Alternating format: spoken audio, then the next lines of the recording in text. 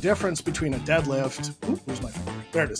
The difference between a deadlift and it just blowing my little mind that this was a movie. You know, I can look back at when 95 pounds stapled me by my neck on the bench press, right? And now I've done ages 1,000. ago. And now you've done 1,000. Yeah, and now I've held 1,000 pounds in my hands, touched it to a through board and pressed it back up and didn't die. Dude, they're 100 degrees for weeks at a time. Welcome to the Eden Group podcast. I am joined today by Dr. Dave Osborne. Dave, it's been so long since I've seen you. It's been a minute, man. It's good to see your face. Good to see you too. So we are connected through Robin Graham. Robin's one of your clients and just a jacked, amazing dude. Oh, he's incredible. He's Captain America. He is Captain America. And I had the honor of training with you and Robin and another colleague, and I came out to Wenatchee for business. So we got to go to your facility. It's probably been 2 or 3 years since I've last gone. Yeah, about 3 now. Yeah. About 3, yeah. So I'm due for another. And it's been, you know, I can't wait to have you out again because the upgrades we've made in that amount of time have been really substantial. Man, that's awesome. That's awesome. So the Eden Group podcast explores the business models that deliver health and wellness to society. You're doing exactly that. I'm going to go through your bio and then we can start at the beginning. So OPS Gym, which stands for Osborn Performance Systems, right? Correct. Aims to be the leader in Washington State in terms of youth, high school, college strength, and conditioning programs. At OPS Gym, you are provided with custom programs to aid you in fulfilling your athletic goals and dreams. No other gym in the Chelan County does personalized strength and conditioning programs specific to sports performance. Dave is committed to ensuring your athletic success and keeping you coming back year after year, faster, stronger, leaner, and meaner. Dave has an educational doctorate in leadership and health and human performance from Concordia University in Chicago. He has a master's in applied exercise science with a focus in sports nutrition, also from Concordia in Chicago. Bachelor's of Science from Washington State University in kinesiology. Certifications through the National Strength and Conditioning Association, a certified strength and conditioning specialist, and you hold the USA Weightlifting Level 1 Sports Performance and International Society of Sports Nutrition and Sports Nutritionists. Dave is also a veteran of the United States Marine Corps. Thank you for your service on this Veterans Day weekend when we're recording, sir. He is an elite powerlifter. Best lifts include, now just sit tight for this, 749 squat, 529 bench, and you can tell me if these have updated since your bio on your website, and a 727 mother deadlift. I mean, he has worked in the fitness industry since 2007 and has worked as a strength and conditioning coach for WSU men's rugby, WVC men's soccer, and the Wenatchee Fire FC. And you are currently a strength and conditioning coach. So, Dr. Dave, thank you so much for joining me on the pod. Thank you. That was a thorough introduction. Yes, sir. Yes, sir. The people need to know your qualifications. Yes, so, there's many of them. I would love to start, and some of this you've covered in other podcasts, but I'd love to start at the beginning of your journey, your home life, how you grew up. I want to go through high school and what ultimately led you to studying kinesiology for your undergrad. Sure. So I'm the oldest of 3 boys in my family, and we grew up with a pretty active childhood in regard to athletics. My dad and my uncle were pretty high-level soccer coaches and played soccer at the collegiate level and internationally with my uncle. And kind of like growing up, like one of the ways you could really earn dad's attention was via sport, right? And so probably around kindergarten, we started soccer. Soccer led to wrestling for me around first grade and then all the way through high school. And then football starting in middle school. My parents made me wait a little bit on football. They just a little worried about my head, right? And yeah. Rightly so. Yeah. They were early to that. Yeah, they were very early to that. Yeah. CTE and all that was not a big talking point, you know, in the early 90s. That's right. Yeah. Yeah. And so like for me, I was a really big kid. Right now I'm 6'1" and 325. Woo! So already a large individual, but Yeah. as a kid, I was just bigger than everyone around me, and like sport was really a big outlet for me in terms of getting the exercise I needed to kind of stay healthy at a young age, because I could just eat and eat and eat and just throw on the size. By Yeah. like fifth grade, I was already 170 pounds Oh man, that and was my like college bigger. sprinting weight. Yeah, totally. I mean, and that's the thing is like when you're a big kid like that, people treat you like an adult. You know, Mm, like you're yeah. third, fourth, fifth grade, really just barely You're a figuring kid. out what's up with the world. Yeah, you're a kid, and there's a lot of expectations put on you really early on just by virtue of your size to act at a higher maturity level than what you really are. And so, I took a lot of that on early on as a kid. And, it worked out great from a leadership standpoint, but there was a lot of pressure on me to act way above my age just by virtue of my Your size. size, yeah. Yeah, and so, like, I think that had a lot to do with, like, kinda how I saw sport as well, and I kinda started to gravitate a lot more towards individual sports because of that, because it was less of, me being responsible for everyone, Mm, mhm. right? With, like, Yes. football and stuff like that, and a little bit more being able to just kinda focus on my own performance, which I felt like I always needed because, when you're the big guy coaching-wise, like, Dave's good to go, right? He understands what's going on, right? Kind of like you don't get a lot of one-on-one coach attention Interesting. early on. Yeah. And so I think a lot of that kind of influenced my early views on like what I would want out of a coach, because I didn't really get a lot because I understood stuff really early on. I'm pretty decently smart and can handle my own things, and kind of just didn't get a lot of one-on-one attention growing up, going through sports, right? And going through high school and things like that, just by virtue of having a decent brain and being a big kid, Yeah. and kind of just putting that together of what I would kind of want out of a coach, I think really informed what I do for a business now, and the kind Yeah, of absolutely. relationships I build with my lifters and clients, and making them feel like, oh, coach really has my back and is really invested in me. And I think that does a lot when we look at coach athlete relationships, does a lot for performance, knowing your coach has your back, right? And it's someone that's really invested in you. So, were these early inklings that you wanted to be a coach starting to form as early as high school or college? I would, and even earlier than high school, probably. Growing up, my dad put on soccer clinics and baseball clinics, right? Yeah. And so me and my brothers, as soon as we turned 10 years old, we were already in charge of groups of kids and instruction and all these kinds of things at the clinics. And we would travel around Washington state during the summer. We'd go camping for the week, right? Yeah. And we would just run clinics in the mornings and afternoons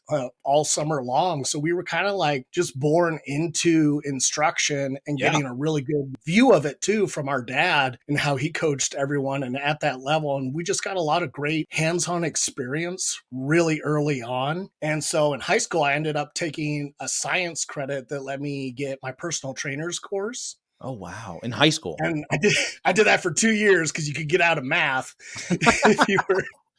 Yeah. And, and like once you're past like trigonometry, right, and you're getting into like pre-calc and stuff like that, like how much extra math do you really need? So I That's kind of right. saw it as a way of, cool, done with math. Can Unless you're kind of getting move unless on you're going from into there. engineering or something, it's like, yeah, I think Yeah, I've got enough math to run my yeah. life. I think I have a functional knowledge, That's right. right?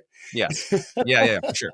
And so, yeah, getting my personal trainer's license and starting to exercise more and things like that, I really kind of started to see, an option for a future career. And I just love being in the gym. My dad had me in the gym ever since I was 10 years old, working on all the machines, right, doing the full circuit and everything like that. And I kind Mm. of just found that as a really comfortable place for me to exist. So when you were running these clinics, and it actually makes so much sense that you're doing what you're doing now. How old were the kids relative to you when you were like 10 Mm. running these clinics? So if I was 10, I would have at most like 8-year-olds at the highest, but it was a lot of young kids, right? Like 5 to 8. And Yeah. then as we became high schoolers, we'd be working with like the 9 to 12-year-olds, and then, a little bit middle school age, that kind of stuff. Yeah. And so I had a lot of early youth fitness instruction experience kind of right out of the gate. And I think that's been really helpful for me. I get a lot of opportunities to work with kids really early on, like 10, 12 years old. Like today. And then Yeah. today, right? And I get to work with them till they're 18, 20 years old. That's really And cool. that's a lot. Yeah, I mean, you don't really get that opportunity very often. And like the kind of changes you see in these kids over a decade is just enormous. And now they had this awesome advantage, right, of having really good instruction and coaching that whole time. I mean, I think back to my high school experience and like if I could have had someone at my level, right, really helping me out, the difference that would have made athletically and just confidence wise and knowing what I wanted to do in regards to fitness and nutrition in my body and how to incorporate all the things to make that successful into your life and kind of, have this really holistic model of sport performance. Were you coaching, helping your father run these clinics basically from 10 years old through graduation of high school? Oh, yeah. Yeah. Okay. That It makes sense. was our summer job. And then my dad, we also had a sports complex where we had indoor soccer, pitching instruction, batting cages. And that's where I worked through high school was I ran front desk and that or janitorials and stuff like that. So I had a lot of like working operation knowledge of just kind of like the minimums of a business and what it kind of takes to work front desk things, the janitorial side, a little bit of like inventory management. And I got really good early practice with that. Did your father own that facility? Yeah, we rent out a fairgrounds, kind of like big arena type thing through the winter and most of the year. There were times where we weren't there and would have to like roll the turf up, right, and store it in a giant semi trailer and stuff like that. So like there was a lot of like setup and tear down things we had to get really good at. But the business side of that, we had a couple different venues that he operated out of before eventually moving on to just private soccer instruction and coaching. It's no surprise that you become such a proficient coach. I mean, really during those specialization years between ages of 8 and 14, that's really when people really should be zeroing in and getting really good at something, right? Because your brain really starts to cut neurons and starts to really focus in on specialization. And you were engrossed in this training and sports performance world during those developmental years. Very, very much so. My brothers were all on like high level soccer teams. I had wrestling and football. And then on top of that, we were always at the Sportsplex over the weekend, either playing indoor soccer or working at the Sportsplex and just, surrounded by it through a lot of our formative years. And it was kind of funny at the time because I ended up, out of high school, I joined the Marine Corps and then go through a deployment cycle and stuff like that. And this is around 2007. And I don't actually go to college till 2010. And I kind of thought it would be like a poli-sci major or history, philosophy, or something like that. A little bit more cerebral. But my middle brother, Peter, had already been at University of Idaho, and Wazoo's right next to University of Idaho, right? Yeah. And he had a bunch of buddies at Wazoo, and he's living in Pullman, commuting over to Idaho. And he calls me after I get back from deployment, and he goes, "Hey, I know you still were thinking about coming to Wazoo. Why don't we do kinesiology?" And I didn't even know what it was. I had to look it up. And I was like, wait. This is a thing? This is a major? I can do more anatomy work. I'd already taken like 3 years of anatomy in high school, right? And just thinking like, oh, this is the sweetest degree. I'm already ready for it. Yeah. And it kind of just ended up being this perfect transition for me to like find that this major existed and the career paths that lay within it. And I was really drawn to the strength and conditioning side. I got a job as a personal trainer right away when I got to college at the main rec center there at Wazoo. So had a steady influx of new clients that I could work with and practice my craft. I got the strength and conditioning job with men's rugby, and that was the greatest thing ever. I had such a blast doing that job and working with those players and getting to work outside of something like soccer, which I had a lot of experience of, and move to a different sport and kind of like the sport demands of that and everything, and really level myself up as a coach and learned a lot and just kind of constantly had new opportunities I could take advantage of through that degree. And before I know it, starting a gym. I know a lot of steps happen between going to college and starting the gym. What were some of the major level ups that you experienced completing your undergraduate degree in kinesiology relative to high school? One of the common things you hear about college is it's not so much the degree, it's who you meet, the connections you make, and what you kind of do with that. And I was very fortunate that we had just received a new program head of our department for personal training at UREC, Matt Atwell. And he really set us up with a lot of opportunities to go to like NSCA state conferences, get our USAW certifications. They brought a lot of things to the school so that our trainers could have a lot of different certs, a lot of different class backgrounds. I remember they brought TRX instructors in, and we all got TRX class certified, and just really learned a lot of different tools to accomplish our mission, whatever that was going to be with that client. And so I got opportunities to speak at the state strength conference for the NSCA one year. That was really cool to just be a featured speaker. And I'm just some kid in undergrad, right? And I met a lot of great contacts with like Dale Canavan, who's the head of that state chair for the NSCA in Washington. Just got to meet a lot of really high up professionals. There was a lot of like hammer strength clinics going on where they had the Seahawks strength and conditioning coach. That's so cool. Yeah, they had Boise State strength and conditioning coach who's now UW's. That I've listened to that guy talk. There was just so many cool educational opportunities that I was able to take advantage of and then immediately go and practice and apply what I learned with the sport teams I was coaching at the time and my personal training clients. And then I found powerlifting. When did you find powerlifting? I found powerlifting about halfway into freshman year. So this is about 2010, 2011. And once I found that sport, it was game over. Nothing else really mattered. It was like, this is the most perfect thing I'm for designed me. for this. Yeah. It's like, oh, I can eat a ton, look big and jacked, be strong, right? Do all the things I want to do and not have to suffer with like bodybuilding diets. Oh, this is no prep in the same way. Yeah. No, exactly. It really just spoke to me right away. And I knew it was something that I could really put a lot of my time and focus into, and it would reward as it's continued to do by making it really easy to think of like topics for papers, whether it's training or nutrition, all these different things. I've always been able to use my connection to powerlifting to really help my scholastic side and really focus that and find things that I'm interested in and research that much deeper and really develop a full understanding with. Okay, so when you graduated, you had so many potential avenues you could have gone, right? You could have decided to really focus on working with a team, right? For any sport. Could have been football, could have been soccer, could have been any sport. Being in college, when did you decide to open up your own gym, your own facility? So I got married my junior year in college, and I was already 23. That's right, because you started later because of your deployment. Yeah, because I started later. And so I had met my first wife, Kelly, and we had moved in together. We get married, and all of a sudden we find ourselves, we're going to have a baby. Here we go. As these things progress, right? Real life. And so in college athletics, the assistant strength coaches or the interning strength coaches don't really make money. I don't want to say any money, but it's pretty much any money. Not enough to live on.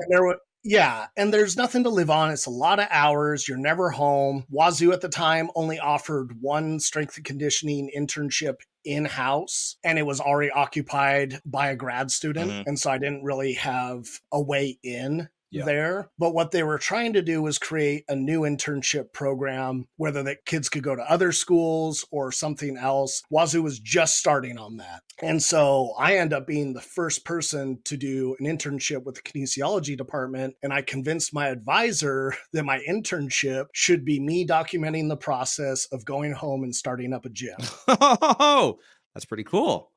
Right? Yeah, that's not bad. Very cool. So by they agreed. like, did you set up a blog or like a YouTube channel? Or? Yeah, we had some assignments that I kind of helped put a curriculum together for and a rubric. It was pass or fail, right? So it was 12 credits and pass. But it doesn't help your GPA any or anything like that. So I was doing that, and I had like 2 more online psych courses that I was taking to kind of just finish up my credits. And so I documented that whole process. My son ends up being born the winter before I graduate. So I graduated in the spring of 2013. Yeah. Got it. And yeah, so I moved home with my wife at the time, and I took out extra student loans and bought, as much equipment as I could get a hold of. And I started that gym out of my parents' 2-car garage with some horse stall mats, right? Some Wow. sleds, sandbags, and weights. Dang. Wait, so where did you drag the sleds at your parent? Did your parent? Yeah, where? Because I'm So, picturing like asphalt. So where'd you drag the sled? oh, yep, that's correct. Oh, gee. Uh, so my parents live on a cul-de-sac. Okay. And they have asphalt, but they also had a sport court that my dad had put in our front yard when we were younger, right? Yeah. And so you take the net down and you have a really nice place, lengthwise, widthwise, where you can do a lot of different things with loaded carries, cleans. There's just a lot of space to train outside. And when it was winter, we just closed the garage door down, right? Yeah. And just trained inside and just kind of Wow. made the most of the space. We did a lot of like loaded carries down to the end of the block and back, Yeah. and just kind of built my clientele up. So you had a few unfair advantages. I always like to suss those out when I'm hearing how people start their businesses. You grew up in this industry, and Yeah, you and were I had a still- lot of contacts at home, Yeah. which was a big reason why we decided to move back. Is because we both knew a lot of people in the area still. Who were your first couple clients, and tell me about your go-to-market strategy and how you grew. So my first couple clients, still great friends to this day, Jared and Mike Zacher. Jared was working as an EMT at the time. Mike was working on getting his doctorate in pharmacology. And, I make a Facebook post, right? Hey, everyone, moving back to town, going to start a garage gym. Come on down. Yeah. And and Jared and Mike were the first ones to sign up with me. So I'm filming like every single workout they're doing, right, on our crappy little phones at the time. Gen 1 post on Facebook. Yeah, it's just it looks so bad and pixelated. But it's enough. It was, there wasn't anything crazy going on in 2012 in terms of online marketing. And so we just had the Facebook page up, and I'd record some of their workouts and post them. I do little video kind of updates on different topics and things like that. And just, kind of started asking people to refer me as much as I could. And I ended up in those first 6 months with about 20 clients working out of that garage. How are you charging for your service? Like, were people paying for session packages, or did they have a membership? Yeah. So what I would run was, this is kind of how I still do it today, is I do 4-week blocks. That way you get 13 cycles in a year instead of 12. Theoretically, right? Yeah. But it would be 3 days or 2 days a week for those 4 weeks. And the 3-day, I think when I started, was like $200 for 3 days a week for those 4 weeks, and then $150 for the 2-day. And then what I would do from there is, I didn't want to get stuck doing just personal training, one-on-ones.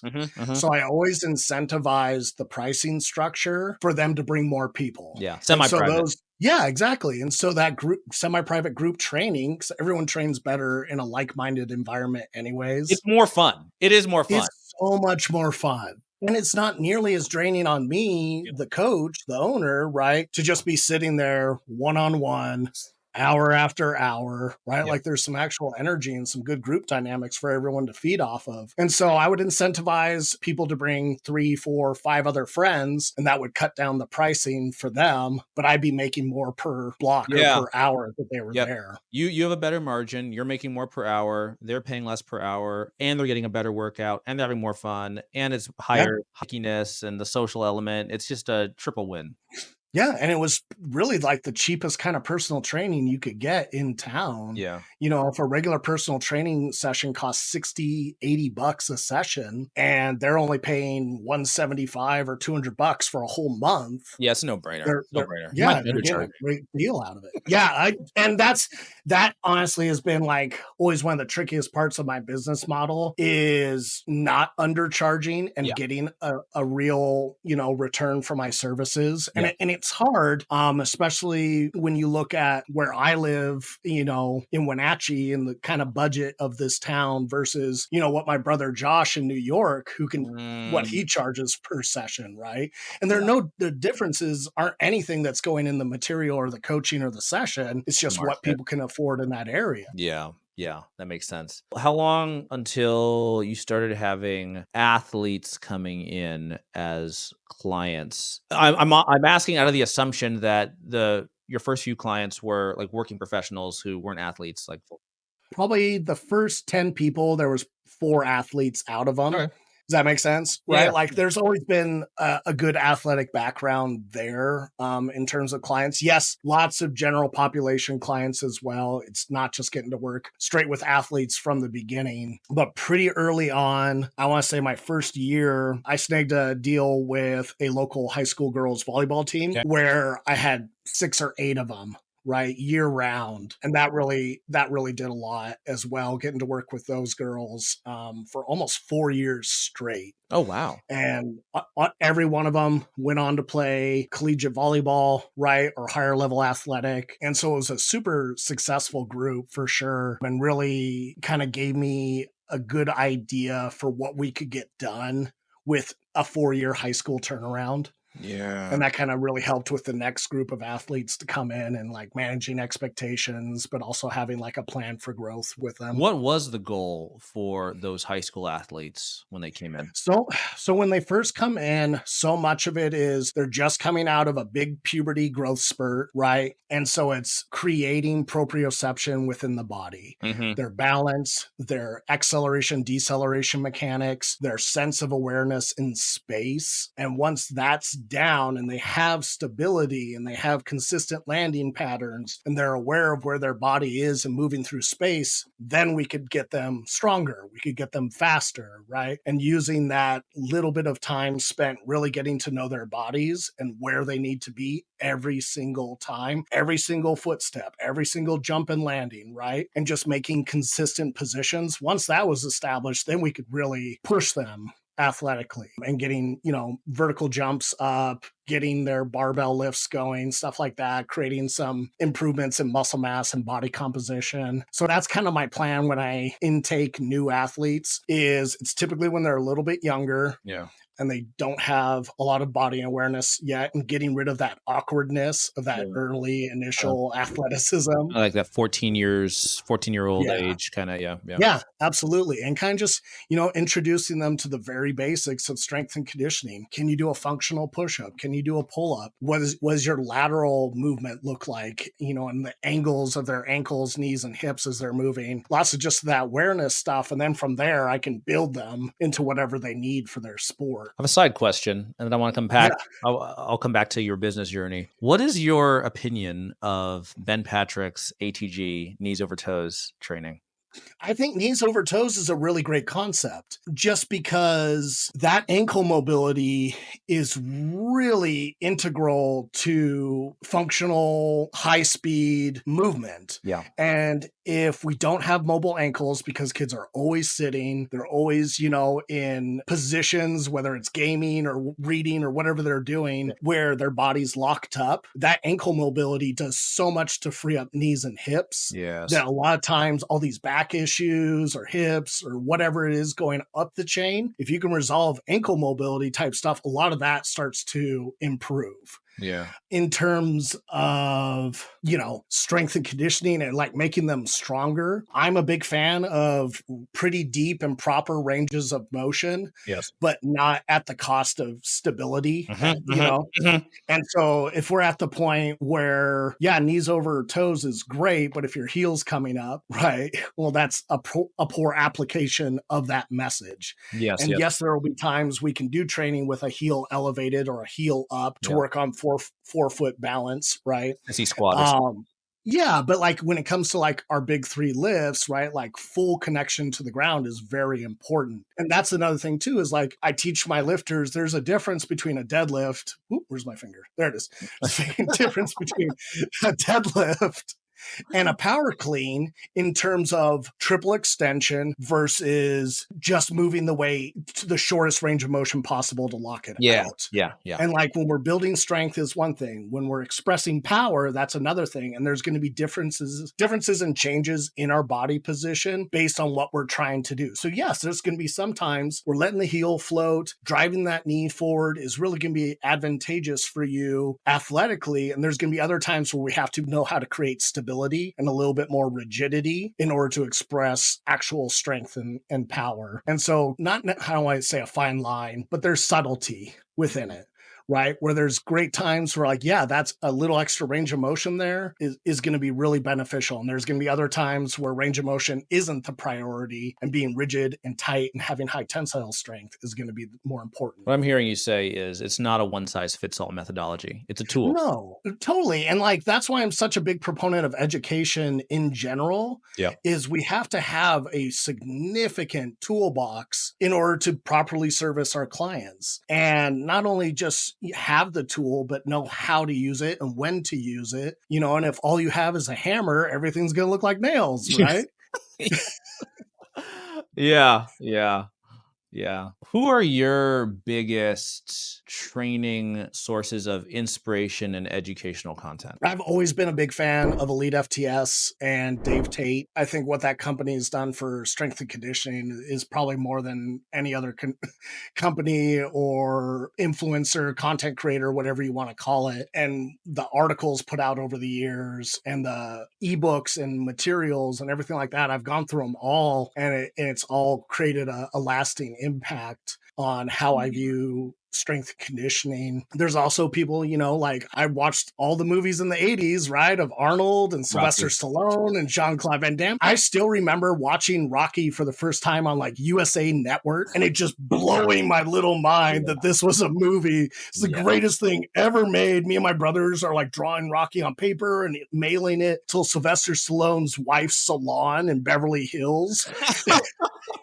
Wow. Yeah, it was transformative. It was transformative. And like Rocky soundtrack is still like my go-to like PR music. Anything of the culture of this amount of hard work results in this look, this aesthetic, this reward, right, was really significant to me growing up, because it kind of just put in my head, like, if I commit to it, if I use the tools, if I have, if I really take the time and be consistent and work towards something, I'm going to be rewarded by it. And I think that's something that's really true in strength and conditioning, is you start to see over time that the effort you put in is what you receive back. And it may take a while, and there is delayed gratification to it, but that's what makes it so great, is that you did just spend years to get to this point now. And you can look back, you know, I can look back at when 95 pounds stapled me by my neck on the bench press, right? And now I've done 1,000 ago. And now you've done 1,000. Yeah. And now I've held 1,000 pounds in my hands, touched it to a 3-board and pressed it back up and didn't die. Yeah, the body's ability to adapt to stress is just absurd. It's absurd. It's incredible. And like, especially if you can bridge the gap between what your body can do and what your mind can do, and use a little bit of that, like, well, my body just accomplished this. What if I took that same time and invested it in a skill for my mind that's going to make me happier, that maybe improves my income, that maybe provides some opportunity that I didn't have before because I didn't have that particular skill? What if I just worked at it? What if I just worked at it, failed at it 1,000,000 times, but then succeeded? And you just start to see, like, it's okay to fail. It's okay to mess up. It's okay to not make it, because you keep trying and you keep showing up. And it's consistency over everything. If I just keep showing up and keep getting the skill practice of it in, that's another one of the things I always tend to say, is like, everything is skill practice. Everything, you know, being mindful, doing breath work, starting to write ad scripts, or learning how to do sales funnels, or how to connect your webcam to the computer, which doesn't always work. Very finicky, decides not to work right when we're recording. Today was a skill building day. That's all right. Patience, you know, patience. Yes. But you can work on your mindset and how you frame things. And if you just see everything as a practice opportunity, well, what happens with practice? You get better. And it's just such a better way to view the world, view yourself, view everything around you, rather than constantly getting wrapped up in, oh, I suck, failure, this, you know, and just being down on yourself. It's not productive. Yeah. And instead, we can be productive with our failure and have it lead to something greater. And I think that's such a wonderful concept. You know, training really is the perfect analogy for reframing failure, because anybody who's trained hard knows that training to failure is not a failure. Like, training to failure is an intentional strategy. Yes. Yeah, and you kind of have to dig deeper, right, to go Yeah. to that point. Anyone can shut it down right before they're tired, but Yeah. what does it mean to like really dig deep and go that extra couple reps, that extra mile, that extra, especially with like, I think of like diet too, Oh, and like yes. performance nutrition, right? And really go all in on that and Yeah. what that means versus like, yeah, I'm at my protein today. Healthy-ish. Yeah, Healthy yeah, enough. yeah, Say, yeah. I are had a you big trying to get salad. striated glutes? Because you're gonna have to focus for that shit. Really dial in. Yeah, yeah, exactly. Yeah, yeah. So, as you were training out of your parents' garage, when did the additional education come in, the master's and eventually the PhD? So I was in my parents' garage for a little less than 6 months. Okay. That Actually, we'll come back to the education. I want to hear about, so you financed the start of your Yes, business with student yes, loans. sure did. With student loans, and you must have been stacking cash somehow, right? You were holding Somehow. money somehow. Was your first location where you currently are? Was it a different location? So I was doing well. I was making a decent amount of money, enough so that we could kind of look at getting a commercial space about 6 months in. That's great. That's Um, fast. it was very fast. The difficulty of it was I was the sole provider for my family at the Yeah. time. And so, I was paying my parents, I think $500 a month in rent. In I rent. wanted to make sure that like I gave back to them for providing me that opportunity. And so it was kind of paying that, right? And then we were renting a house, and you just have bills signing up. So I was always a little nervous about it. I've been very fortunate in my life to have people that constantly kind of push me to like take the leap, or else otherwise I really don't think I would have. Yeah. I just a mixture of fear or just comfort or whatever it is. So that was always a blessing to me. And so there was a commercial space kind of on our way out of town that we drove by quite a bit. And I just kind of thought like, there used to be a CrossFit gym there. That'd be a pretty good spot. Yeah. It was about 1,900 square feet with a front lot and a back lot that we had access to and could do stuff with. No AC, but Jeez. Less in the summer. When actually summers are no joke. dude, they're 100 degrees for weeks at a time.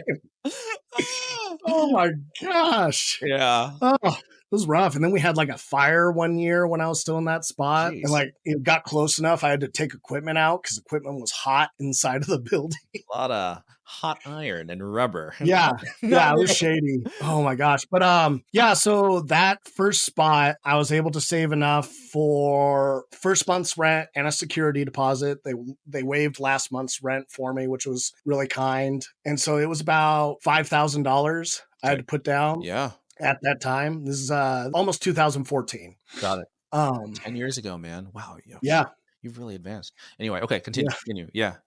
And so that spot was about 1,900 square feet and it was $2,400 a month, which still like comparatively for where other cities are is a good deal on rent. And there was already rubber mats across the whole floor. So that was great. All we had to do was come in and paint really. And then Were there also a bunch of rigs? Because I'm picturing CrossFit gyms where they have like the rigs and like the wall ball stations and all that. they didn't leave any equipment, but they did leave some wooden structures as like an office they had used in like one corner of the building, but it didn't really make sense because there was already a cutout on another side of the building that was much better for an office setup. Yeah. So I took down that wall structure and just opened up the whole space and then just moved what equipment I had in. I had about 3 barbell stands, 4 barbells, about 2,000 pounds in plates, my sleds, some sandbags, a rope, some tires and sledgehammers, There you go. and a couple like hurdles, that kind of stuff, and just moved it all in there. And I always laugh because every time I move into a new facility, I'm like, I need more stuff. I gotta fill this space out. This is a lot more space. Yeah. And I ended up being in that facility for about a year and a half. And Yeah. did you leave because you outgrew it? I outgrew it really fast. I had brought on another personal trainer who I had mentored when she had expressed she wanted to kind of get into personal training. She had such a good experience with my coaching that she wanted to bring that to others, and it really changed her life. Cool. And so we were running 2 groups of clients kind of at the same times, and then we just started running out of space and into each other a little bit more. Yeah. And then that's when I found my current location down on South Wenatchee Avenue. And so I ended up reaching out to to that landlord and getting an offer down there, and it was going to end up being cheaper. And this is 6,000 square feet, right? Yeah, it's a great So it's space. 3 times the size, and it's Yeah. cheaper because no one had been in it for over a decade. What? Yeah. Dude, talk about a deal. Talk about Dude, leveling I up. snagged it for like 30 cents a square foot. Holy shit. For how long? How long was the lease? 5 years. Okay. So you've had to Yeah. re-up it at least once. Yeah, we're on our third Okay. re-up of that lease. Got it. Yeah, and talk about some turf space too. You had plenty of turf space. You got a lot of nice. Plenty of turf. So that turf, and this is kind of like another thing I suggest for like gym owners and people just starting out is do not go balls to the wall with loans for equipment and just, getting the nicest stuff you can right away. Yeah. Like let your clientele kind of build that income in there and constantly be reinvesting, but let it build over time because that turf, I got that for free. That used to be outdoor turf, right? And all we had to do was get a semi truck down there to roll it up, put it in the semi and bring it back and unload it, right? But that was the only cost to it. And that's like $6,000, if not more, worth of turf. Yeah. That you didn't have to buy. Yep. That's awesome. Before that, people were pushing sleds on linoleum floors. Jeez Louise. You really had to put some weight on that sled to make it slow enough. Yeah, no kidding. Right? No kidding. And I'm trying to picture, like, are regular tennis shoes grippy enough to really have enough friction on a little? Yeah. I definitely told him a couple times, just like spit on the ground and like wipe your shoe in that, right?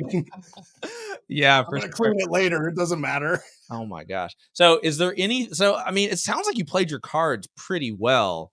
I did all right. All right. Is there anything you would have changed? I ran a deal early on. And again, like 1, you don't know better. 2, you need starting capital. Mm-hmm. I ran a deal early on with some regulars that, hey, if you advanced me $1,000 right now, I will buy a piece of equipment with it. It'll have your name or, everyone will know that you financed it, but I'll also give you lifetime half off training. Oh my gosh. Yeah. Yeah, that was not the best. That was not the best use. Luckily, the people that like took me up on it are like, at this point, family. And so I don't feel too bad about it now. But looking back, like, well, that would have made other things that much easier in terms of income later on. For sure. Yeah. It's, I think, easy to be so hungry early on to kind of sell your services short just to get momentum, which may or may not be the right decision. But like, as you grow, you're like, oh yeah, I probably wouldn't do that. Yeah, it's a good lesson to learn just by virtue of you won't ever do that again.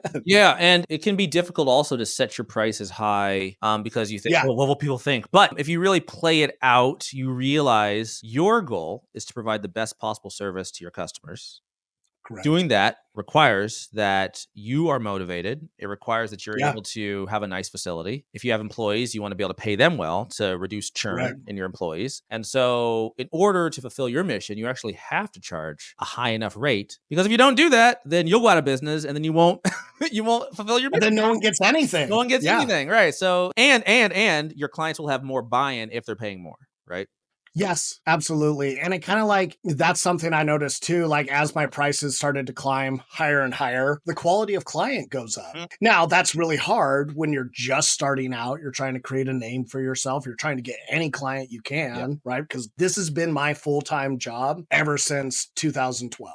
I haven't done anything but coaching and training since I left the Marine Corps. Let's come back to the education. So when did you start pursuing your master's and then your doctorate? So I started my master's. My first wife and I end up getting divorced, which, happens as a business owner. Yeah, right? Sure. That's part of life. And the relationship just wasn't gonna work out. And we're great co-parents now. And so it's kind of been the best of both worlds for myself, my ex-wife, and my son. And so kind of during that divorce time, I thought to myself, like, well, there's really nothing stopping me from getting a master's now, which had always been kind of like growing up. There's a lot of higher education on my side of the family. My mom and dad both have master's degrees. My uncle has multiple master's master's degree on my dad's side. My aunt's got college education. My mom's brothers and sisters are all high-level executives, doctors, engineers. Yeah. So I think it was just kind of baked into me early on that, respect, prestige, all these things, come with higher education. Yes. And higher education's a really important deal to me just by virtue of how it lets us see the world, see complex issues, learn to be critical thinkers, and be able to get out of our comfort zone and work with a variety of different people, which is the same thing in value that I got out of the military. And now I got to bring that to higher education as well. And so it was during that time, I was about 2015. I decided, I'm going to go back to school and get a master's degree in exercise science. And I started looking for programs, and there wasn't anything in person that I could realistically make happen, right? I have to be in town. This is where my son is. I can't leave. It's an important part of me. This is the whole reason I started this business, was so I would have time to be with my kid whenever I wanted, right? And so I found Concordia University, and they were kind of like one of the really only online schools at the time with really good credentials. They have the same credentialing body as Whitman and Gonzaga, right? Like they're a very high level school. And so I went and I filled out, my application, right? And sent them all my kind of stuff and everything. And I got into the program. And Concordia has an awesome program where they price lock you at whenever you start. And so my price per credits didn't go up all the way through my doctoral program because I stayed with them, right? So I was paying like 2014 rates all the way through up to 2021. You were just chipping away at the master's and the doctorate while you're growing your business. Yeah. And it was kind of one of those things where I had gotten a good amount of anatomy, physiology kind of work. I wanted to hammer the sports nutrition side of things a little bit more. And so that's where I chose to put my focus on for the master's, and did a lot of supplement research, programming diet and diet considerations for different kinds of athletes, whether it's diabetes, pregnancy, or I think there was like a mood disorder one that I did, trying to think back on old projects. Yeah. But I could always keep it relevant to my clients, to powerlifting,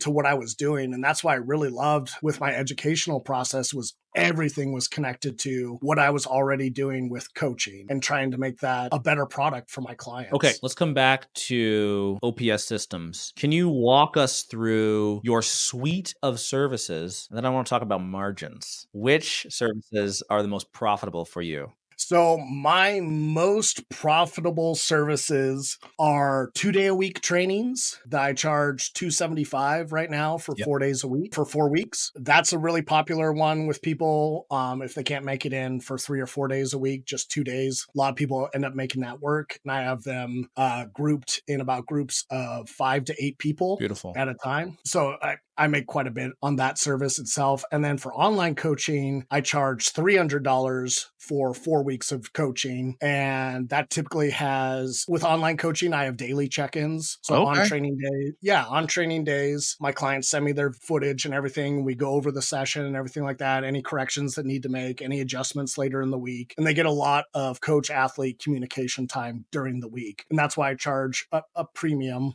for that service is the communication's very, very high. And that work time-wise, because of the templates I have set up, because of how long I've been working with certain lifters, that averages about 20 minutes a week with each client in terms of putting their program together, doing any check-ins, stuff like that, right? Sometimes a little bit less, but right around 20 minutes a week per client. And then I typically carry an online load between 40 and 50 clients.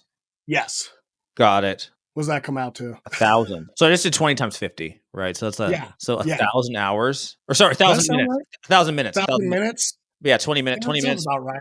Yeah, it can be. Minutes. Sometimes it's less. Yeah, sometimes it's definitely less. less. 40, or whatever. Yeah. Okay. Yeah, 16 hours a week, something like that. Okay. That's nice. It's pretty nice. Yeah, that's nice. How do you like that split between your in-person clients and your online clients in terms of efficiency of your time versus I don't know, just social enjoyment? Social enjoyment's really high in person. There's some good social enjoyment for my online lifters too, especially the ones I've had for a long time. And you get really invested in these people. I looked it up the other day. I have 10 lifters that I've been working with for 5 years or more. And Wow. I have another 12 on that have been 3 years and more. And then there's a couple that I've been working with for 7+ years. And so like these are your people, right? You've been with them forever. They've been with you. You've seen the ups and downs, everything in their lives. But then like going back to my in-person people, one of my very first clients, Tina Tidd, who brought herself and her son in to do some wrestling training for her son. And she just wanted to train with him. Thought it looked fun, right? I've had Tina since I started my gym. Oh, She's man. still an active client today. That's and we're amazing. talking,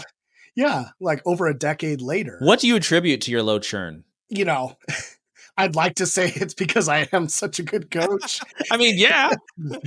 And there's, unlimited progress that we can make as individuals. But a lot of it too is the community. And the community at Ops is just second to none. And when, we have kind of like that cheers dynamic, when someone walks in, everyone yells, hey, and says their name. But it makes a difference, right? When you're going to be greeted by your people, when you walk in every morning at 6 a.m., right? And it kind of just picks you up through the day. And the relationships that my members have been able to grow with one another, and just putting people in like-minded groups with like-minded people. And just like, it's funny because you work with the members' kids first, typically. Yeah. And then the parents are like, oh, that looks cool. I could do that workout with them. Right. And they're like puking at the end and just wrecked. But then they come back, right? Like they don't want their kid talking trash. That's right. And then before I know it, I'm working with the parent longer than I've had the kid, because the kid's in college now. Moves away. Yep. And it's just the community we've been able to really cultivate down there. We're all invested in one another's success. We stop what we're doing when someone's attempting a PR and everyone's cheering on. And there's just a very high level of support between myself and the members within themselves. And I really think that's made a huge difference in the low churn, the really high client adherence I've had over the years, and just kind of like always expanding my skill set, always trying to learn from someone new and bring new things in that we can all benefit from. Are there any systems or habits that you've been cultivating that have helped to facilitate that environment? Because I think in almost any group training facility, you're going to have awesome people coming. And so to me, the difference maker is really the leader who's running the business and setting the tone. So there's something you're doing specifically, right? Yeah, I think I do a really good job of not just pushing people, but pushing competitiveness between people. And I really try and set people up with a rabbit to chase when they first come in, and start comparing their progress to someone else's in the groups, and kind of playing them off of one another. And one, it gets that little bit of extra effort out of people. Two, it generally makes the turtle and the rabbit closer to one another in their interpersonal dynamics. And three, it kind of ensures that there's this constant drive for progression. And I think that's the hardest part when we look at long-term personal training or long-term athletic development, is if you're going to work with someone for 5+ years, how do you think about the progression with that? Mm-hmm. How do you think about where they are now and where you would like them to be after a significant period of time? And I think that's something I've always done very well with, just because I've been doing it with myself my whole life, is like, what's a realistic rate of progression for 3 years, 5 years, 10 years? Where can someone be, and how does that play into their biological age and then their chronological age?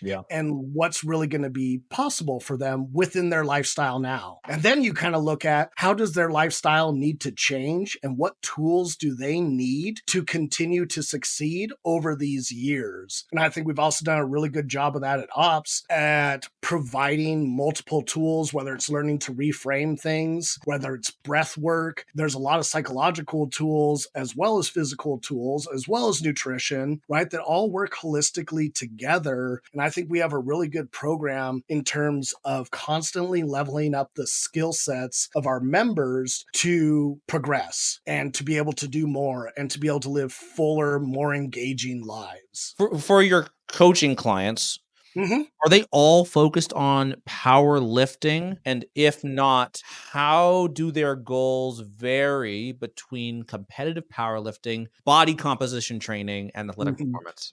The majority of lifters I have now are power lifters, and Power. that's been something I've been able to specialize in and take on more and more Yeah. as the years have gone on. But I also work with youth athletes, and I also work with general population people still. Even with my Gen Pop, I still try and get them to like do a competition or something, Let's go. Yeah. you know, here or there. I think a lot of it is finding something to compete in. If it's not going to be powerlifting, can it be a triathlon? Can it be a family 5K? You know, something that gives them something to work towards Yeah. outside of just showing up every day for my general health. Or, you know, it's going to be routine, it's going to be consistent, but it can't get to the point where it's so boring. You kind of think like, well, why do I keep doing this? What itch is this really scratching? And so if they're not a competitive powerlifter or an athlete or something like that, I do tend to try and find challenges for them to train them and prep them for that, you know, either have a quality of life improvement component of them or something they can do with friends and family to be out and active outside of the gym and kind of see the gym as a means of reaching goals. That's a weird way to say it, but like their gym experience should lead to something outside of just showing up, Yeah. you Yeah. know, talking to me for an hour about whatever's going on and then leaving again, right? Like I want them to have something that they want to do with this newfound physical prowess and these newfound skill sets that they're learning. Powerlifting, luckily for me, is a really low entry barrier, you know, to those things. Yeah. And it's really easy to just jump into a meet after a quick little training cycle and kind of just see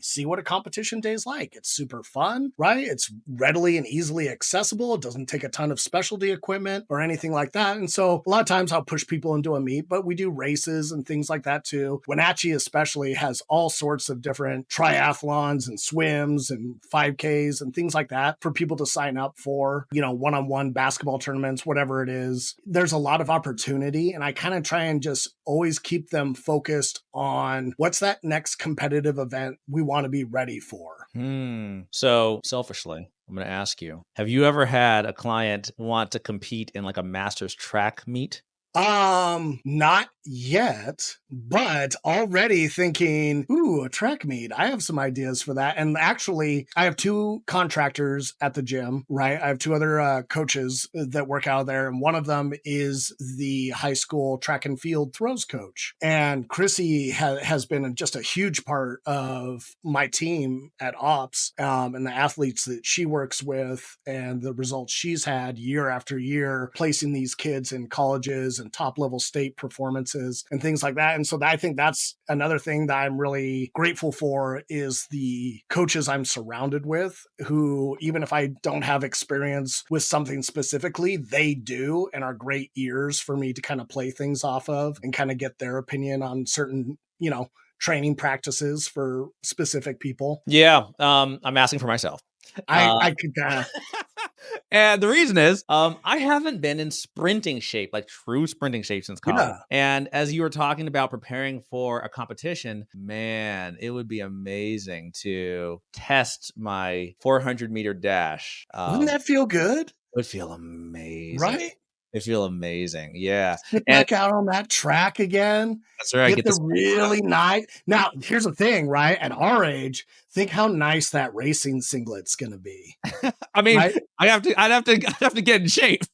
Top notch. Just think of Yes. how good you're going to look in all that new equipment. So okay, Oh, it's gonna be I'm seeing where your stickiness comes from. All right, so right. it is so true that the pursuit of a competitive event is way more sticky than just like, hey, I want to look good naked, Yeah, because that's too wide of a spectrum. And sure. there's kind of a temptation of, once you get in like decent-ish shape, to kind of take your foot off the gas. But if you're Sure. about to either get on stage at a bodybuilding competition, step on the track, step on Yeah, the you gotta ice, get in the race. Yeah. water, get under a bar, like it's not just I want to look good, it's like I want to make a fool of myself. And Right. And so like right? it's a goal with like a very tangible, like this is the goal. It's not ambiguous, right? Like I want to look good Ambiguous. naked. Well, Yeah. like cool. Like you're also gonna look good naked, but you're going to run really fast too. Right. And That's right. that's what I try and really convey early on is like your body and how it looks, right, is a function of how it performs. And if we can make it perform better, it's going to look a hell of a lot better. Like I was 3 years ago, I got up to about 345 in body weight, right, which was the biggest I'd ever been. It was a little sloppy. And so I started cutting down. I got back down to 290, right? And I couldn't believe how great I looked and everything like that. But then I thought, okay, well, what if I go back up in body weight again, but just try and look better, right? This time and use all the skills I've learned nutrition wise, right? And so that's what I did. Now I'm back up to 325 with the same body composition that I had at 300. How is that not a win? I'm up 25 pounds with the same jean size and everything. Like, this is great. Yeah. Dude, I love. Okay, we'll talk offline. We'll talk offline. But that would be pretty remarkable. And yeah, that's just something that average CrossFit gym personal trainer, they're just not equipped for training you to perform at a high level versus just look a certain way.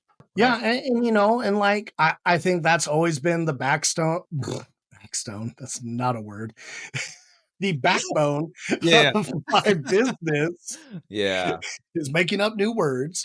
And then two, really focusing on this performance aspect. And it sounds like it resonates with the general population as well. Especially once they really go through, and have the athletic event and come out the other side and really get to see like, wow, all that work I put in really made a tangible difference on my preparedness, how well I did. It gives me ideas of how I can further improve for the next one, right? And it kind of just reinforces the whole cycle of pick a goal, train for the goal, reassess after doing the goal, and repeat the whole process. Yeah, and I think for all of its pros and cons, I think that is probably the biggest blessing that CrossFit made to the health and wellness community. Yeah. A lot of issues with CrossFit, but there are also a lot of good things. I think the good thing that CrossFit brought was for the general population to do something competitive and to do compound lifts. Because I really think before CrossFit, was nothing like that. People weren't really doing compound lifts. No, it was all machine work, right? That's right. Yeah. And some bodybuilding stuff, like, it was all bodybuilding, but no one bodybuilds correctly. That's correct. Right?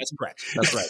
Yeah. Like that's what I trained growing up was bodybuilding, but I didn't have diet in place. I didn't have progression from week to week, right? All these things. Yeah. So you have that competitive element as well, but it's just with the holistic science and the intense training. It's not just kind of a factory of just pumping through and, Yeah. And having all the variables that affect training, knowing how to account for those too and improve those skill sets as well with mindfulness and visualization, with nutrition, with stress management, right? Like the training ends up kind of being the easiest part. What becomes hard is like, how do you tailor someone's lifestyle to get the best performance you can out of them with where they're at and what they can realistically do? What are your visions for your business in the next 2 to 5 years? Since I got my doctorate, I've really wanted to push more on creating some more educational content, which I've done with Coach's Corner University. Myself and Paulo Need, we created an online coaching course for coaches who, want to coach people online, but really aren't sure of like all the different things they need to,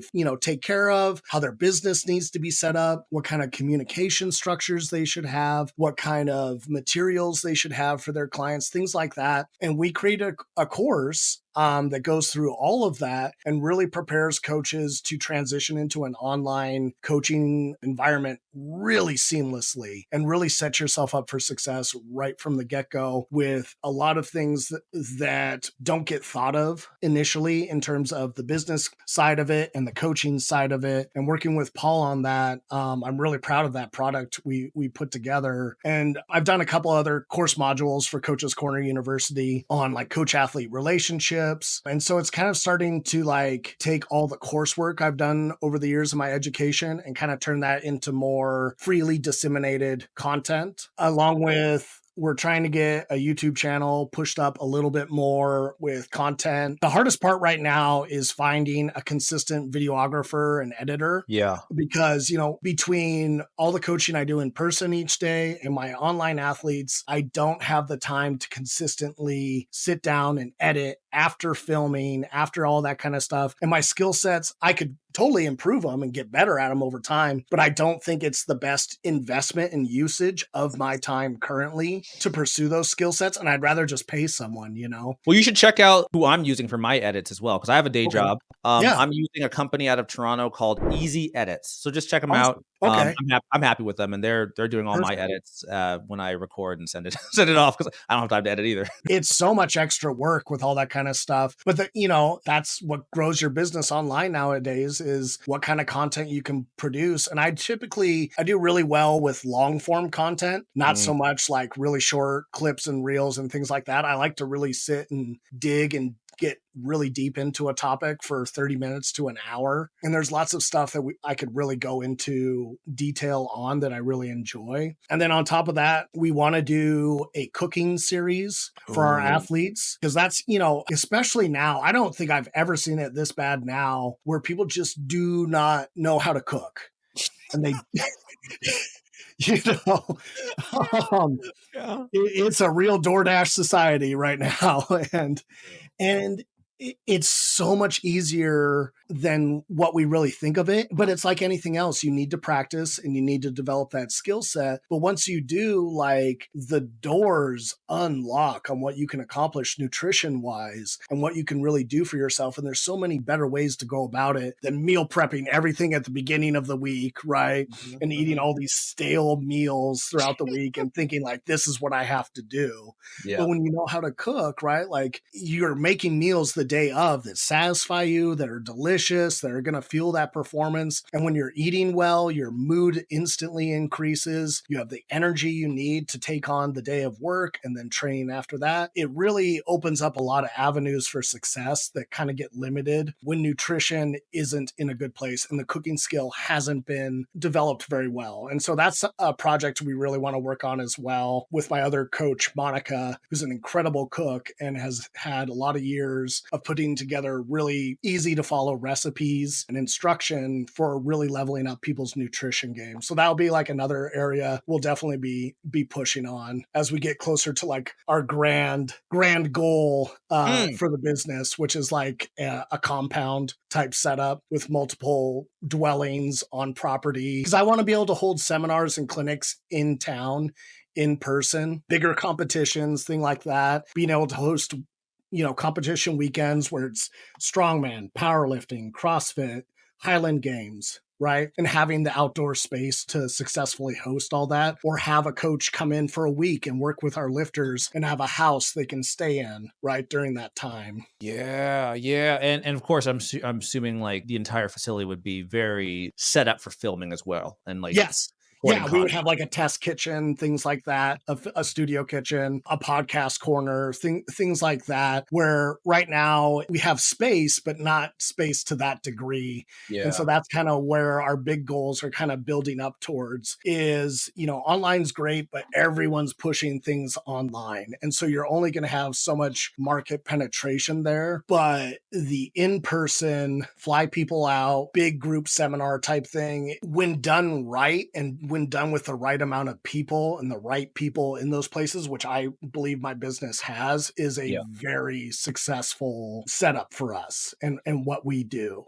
Who has done this right that you're modeling this after? I can think of a couple like conferences that do it pretty well over like a 3-day weekend. But I think at the scale where I'm thinking of, it would be like the Olympic team camps that go on for like a week at the Olympic Training Center. That's kind of my model I have in my head. Because again, growing up, my parents ran for our church. They would run the summer and winter camps for kids. Yeah. So I kind of already have like an idea of like what it takes for staffing, what it takes for meals, what it takes for the space to be able to put one of those together. And so it's just continuing to like put the people in place to be associated with that. But I think with the people I have now and the skill sets we all have, it almost feels like we just need, the land. right? And once we can Yeah. find the land and get it all developed, like we Wow. have everything in place to be successful there. You're like a hermit crab and the shell's too tight. And it's like, I need to find a new shell. Yeah, right. But at the same time, if people aren't pushing me, I'm like, no, this shell's fine. I can't turn around, but like, no, it's comfy, right? This is home. Dave, that's extremely exciting. How many employees do you have today? I have myself and my father who run ops. We're co-owners in that because he runs the soccer side of it, where I run Okay. the strength and conditioning side. And then I have 2 independent contractors work as coaches at the gym. And then I have 5 coaches online that once we all become under the same umbrella would also be part of that. So the size of facility that you're envisioning, would it be about the size? I forget what the gym is called. There's a pretty cool gym, and I've worked out there several times. I've trained in Wenatchee. It's right near the river, right next to the Works. Hilton. Works, yes. Yeah. Are Bigger. you bigger than Works? It would Okay. be bigger than Works because we would have the housing I'm thinking of as kind of like those barn dominiums, right? And so it would be a big pole barn kind of structure type thing, but you can make those 15, 20,000 square feet pretty easily. And so what I would have it set up is all the equipment that can't get wet, Yes. right? It can't be outside in the seasons. That would be inside the main gym facility. And then we have pool, we have a full football soccer field, hot tub, hot cold contrast, and then also, zoning is everything, right? But I think it'd be really rad to have a shooting range on property as well. Oh, let's go. I have a lot of friends that do like tactical athlete training as well. And it's a pretty cool business setup and people really enjoy it. And there's a lot of value to safe gun ownership and, leveling up your skills in terms of home defense and things like that. And just being a well-rounded person, physically, mentally, spiritually, everything. And I really want that whole holistic kind of thing to come into place with that compound where we can train lots of different things throughout the year, be putting on events and really create something fun for people to come travel to. Have you already budgeted out estimates of what you think this would cost to? You don't have to share details if you don't want to. Does it count if I just say multi-million? 10, Yeah, 20, tens. Yeah, 10, tens. probably put some investors on board, stuff like that. Yeah. Okay.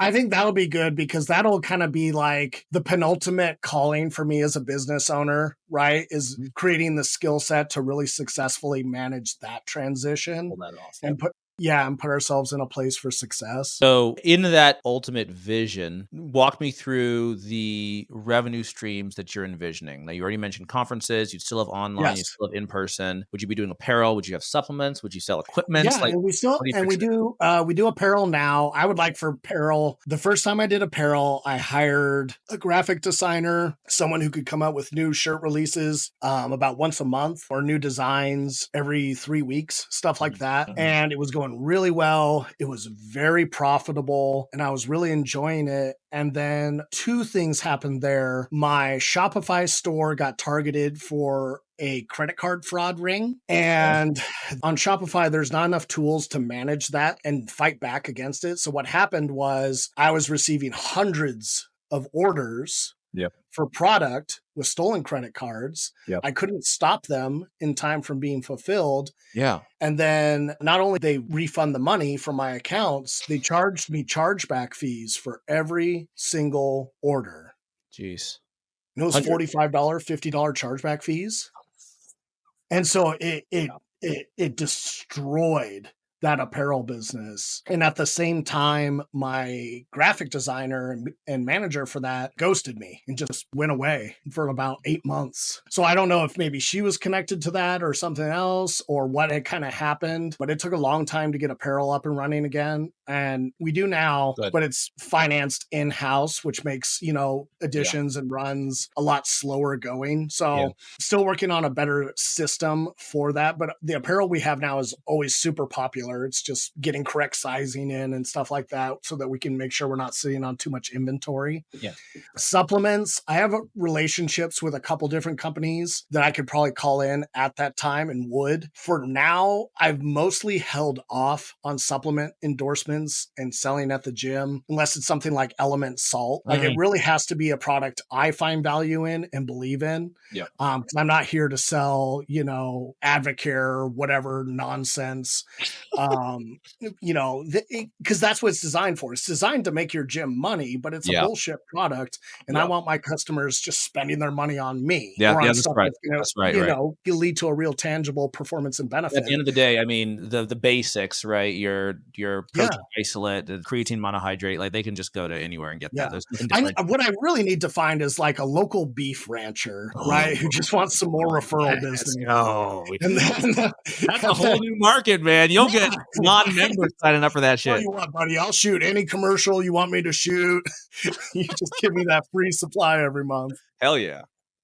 Nice. Something like that. So I would definitely, lean into those kinds of relationships a little bit more. And then we would also have in-house sports nutrition as a separate add-on Yeah. revenue source. And then all the online content that I do with Coaches Corner University as well. By that time, that will be a lot more robust with a couple more modules and a couple more course offerings and things like that. So really trying to just lean into the education component of it as well, but then just really providing opportunities for people to take part in multiple, avenues of our business. I love it. I love the ambition, and I look forward to staying in touch and watching as things progress. And if there's ever any way I can help promote you, help you succeed, introduce you to people, whatever it is. But I love what you're doing. Thank you. And I want to see you succeed on this adventure. My final question is, someone were graduating college and Yes. wanted to get into the fitness business.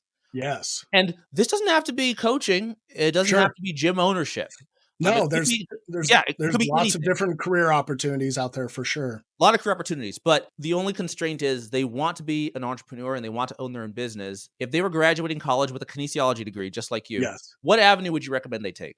Honestly, I would recommend they at least start with some personal training at some point because one, it's going to teach you sales, and sales is probably one of the more important skill sets you need to develop as an entrepreneur. On top of that, they're going to work with a lot of different people from a lot of different backgrounds. And I think that's a really important contributing factor as well, is the kind of people that you get along with and recognizing the kind of people you don't get along with, because that's going to create your clientele for you. What are the common factors that you enjoy amongst these people you're working with? How can you use your knowledge of the human body to provide a service that, generates enough income for you to live comfortably, but then also provides an avenue for you to further increase your knowledge as well? Because that's a big thing, is like, you always have to look at it as continuing education. And what you know now is great, but think about what you're going to know 10 years from now. And how do you develop a business that allows you to continually share everything that you're learning and everything that you're improving upon yourself? And I think that's a big thing too with entrepreneurs, is never stop leveling up yourself and put that time and energy into making yourself a better person, more knowledgeable, a better business owner, a better spouse, a better,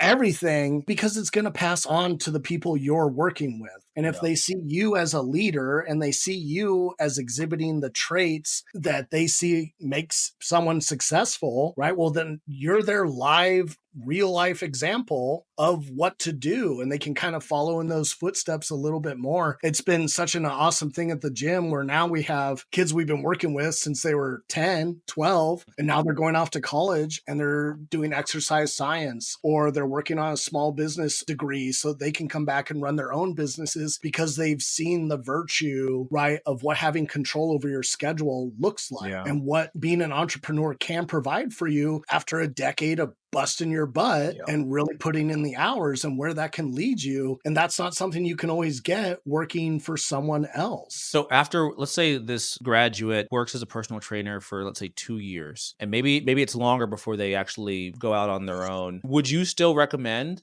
they take the path you took in terms of finding in-person clients and opening a facility, or would you recommend they go straight online? I think if you've worked in person for a couple of years, you could go straight online. I think the danger of going online that doesn't get talked about a lot, there's a couple, but one's market saturation. Yeah.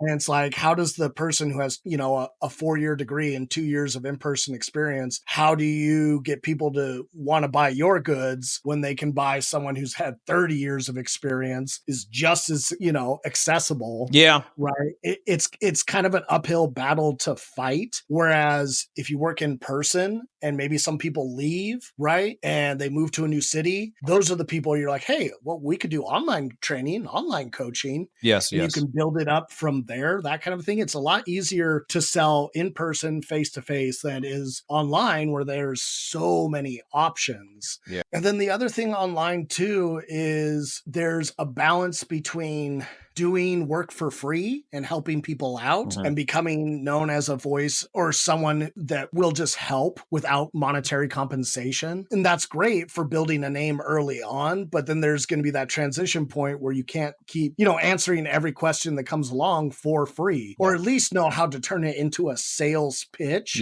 with your answer, right? Again, those things are covered in our Essentials of Online Coaching provided by Coach's Corner University. Link below in the description. Please check it out. But it seems like it's the easiest way to make money. And it is a very easy way to make money once you're good and once you're established and once you have results. But it's a very hard barrier to get through right at the beginning, unless you have something that's drawing attention to you, whether it's your own lifting, your own results with your clients. There has to be something that's drawing people to you outside of, here's a couple slides I made on the same content everyone else is making. There has to be something that's you. And I think that's the best advice I always have for entrepreneurs is always be genuine, always be yourself, because that's what's going to draw people to you, is people that like who you are. Yeah. And then from there, it makes the sales, it makes everything else so much easier. And you don't feel like, or to nearly the same degree, you don't feel like you have nothing to talk about, because you can always just talk about what you care about. Yeah. And that's the beauty of an interconnected globe, is all of our niche interests have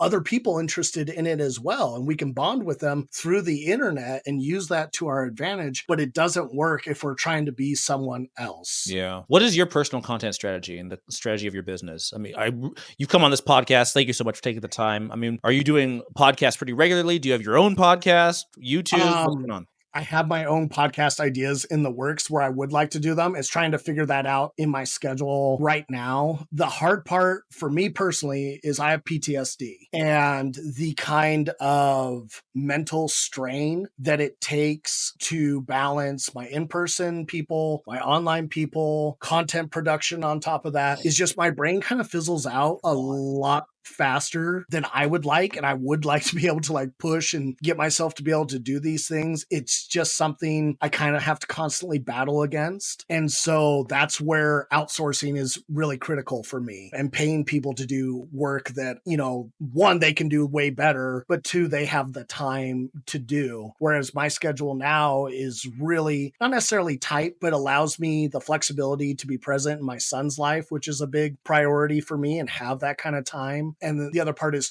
I get a little burnt out, especially after my dissertation, which is a significant document. I just get burnt out being in front of a computer for too long. Yeah. And I get about 90 minutes of flow state, and then I kind of have to move on. Yeah. Because I just can't stay productive. So, a lot of it's knowing myself too, and just what I can realistically handle. And I've learned that the same as anyone else by having failures and taking on too much over the years. And it's kind of just given me an idea now of what is feasible. But that's also another reason why I want the compound, is I find if I'm surrounded by these things constantly, right, and it's just in my environment, I don't have to take a trip to the gym to go shoot a podcast, or I don't have to go do this to shoot the cooking stuff. If it can just be there and be set up, it's so much easier for me to just move right to it, rather than having different compartmentalized regions that I have to physically occupy in order to get it done. That makes sense. Well, Dave, you have graced me with 90 minutes of your I'm a talker, Michael.